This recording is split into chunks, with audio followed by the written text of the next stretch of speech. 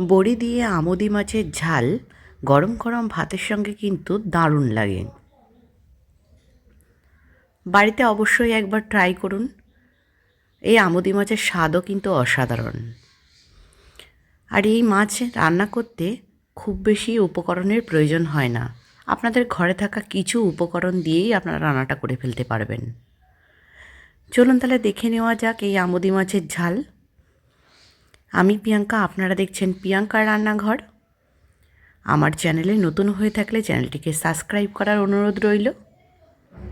আশা করছি ভিডিওটা আপনাদের ভালো লাগবে। কড়াইতে আমি তেল দিয়ে দিয়েছি, তেলের মধ্যে বড়ি দিয়ে দিলাম। সবার প্রথমে আমি বড়িটাকে ভাজা করে নেব। বড়িটাকে উল্টে পাল্টে লাল লাল করে ভাজতে হবে।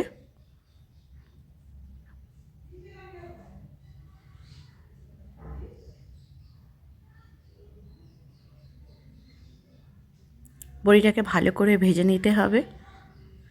এই মাছের ঝালে কিন্তু বড়ি দিলে মাছের ঝালের টেস্ট কিন্তু অনেক ভালো হয়। যারা বড়ি খেতে পছন্দ করেন না তারা বড়িটাকে স্কিপ করতে পারেন, কিন্তু আমার এই মাছের ঝোলে একটু বড়ি দিলে ভালো লাগে খেতে।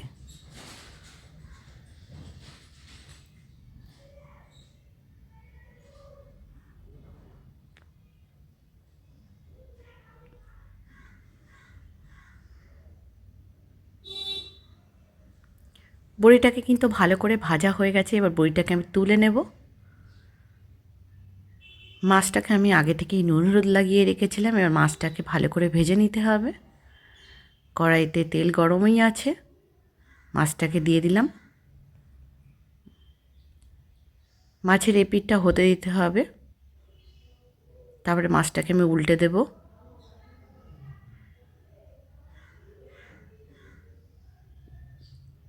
মাছটা আমার ভাজা হয়ে গেছে ওই পাশ, এবার এ পাশে উল্টে দিচ্ছি।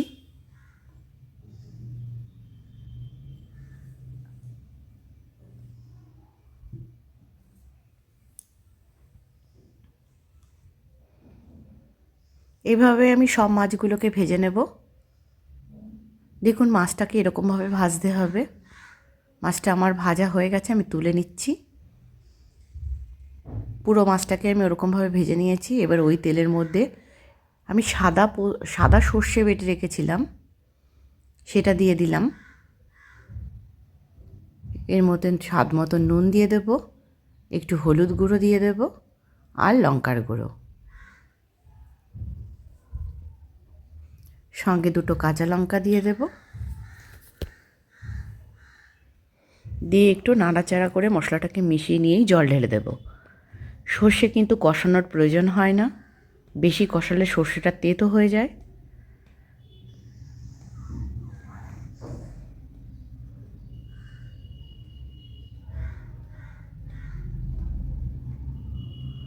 পরিমাণ মতন জলটা দিয়ে দেবেন।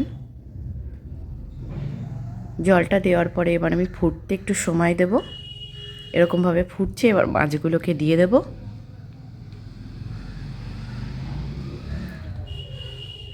মাছগুলো দেওয়া হয়ে গেলে ভালো করে মিশিয়ে নিয়ে আবারও একটু ফুটতে সময় দিতে হবে।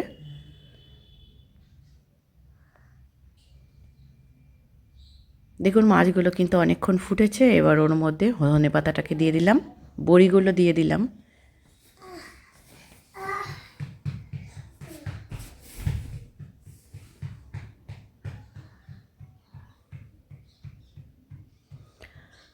মাছটা রান্না কিন্তু কমপ্লিট। একটু ওপর থেকে কাঁচা সর্ষের তেল ছড়িয়ে দিলাম। সর্ষে বাটা রান্না করলে তার ওপর থেকে একটু কাঁচা তেল দিয়ে দিলে তার স্বাদ কিন্তু অনেক ভালো হয়। অবশ্যই বাড়িতে এরকমভাবে একবার ট্রাই করুন, দেখবেন খেতে অসাধারণ লাগবে। আশা করছি রেসিপিটা আপনাদের ভালো লাগবে। আজ তাহলে এই পর্যন্তই।